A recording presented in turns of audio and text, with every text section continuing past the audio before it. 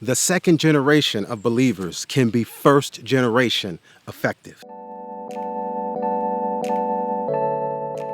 Grace and peace, everybody. Welcome to Sabbath School Study Group. My name is Chris Bailey, and this is part number 2 of our 5-part series, looking at the life of Joshua and Caleb.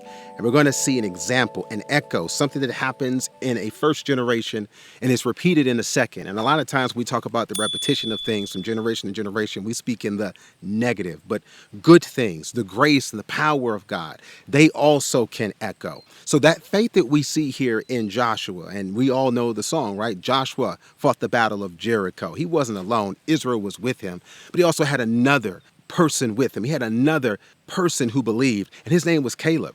And Caleb was basically kind of his shadow, his sidekick, his assistant, in the same way that Joshua ministered or assisted Moses.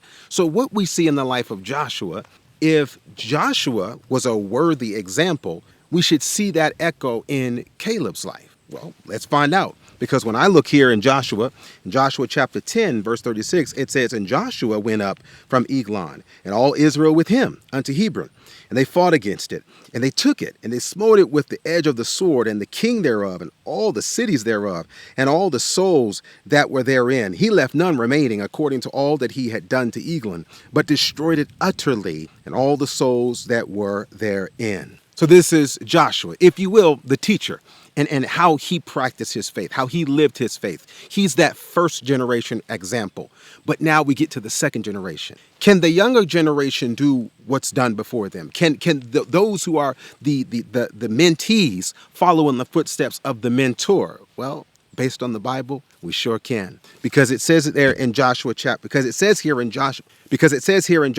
15, verse 13, "And unto Caleb, the son of Jephunneh, he gave a part among the children of Judah, according to the commandment of the Lord to Joshua, even the city of Arba, the father of Anak, which city is Hebron. And Caleb drove thence the 3 sons of Anak, Shishai, and Ahiman, and Talmai, the children of Anak." This is beautiful because like teacher, like student, Joshua, a man of faith. And now you see him getting his promise, fighting the good fight of faith, literally, and Caleb does the same. Absolutely. The second generation can follow the example of a good first generation. And I'm not just talking about age. We're talking about, say, you're in a church and you have someone who's been in the faith for a long time, years, decades, and they built up that church and they established that house as a place of faith. Can the younger generation, can the youth, can even someone who's new to the faith repeat or even echo someone who's been older in the faith?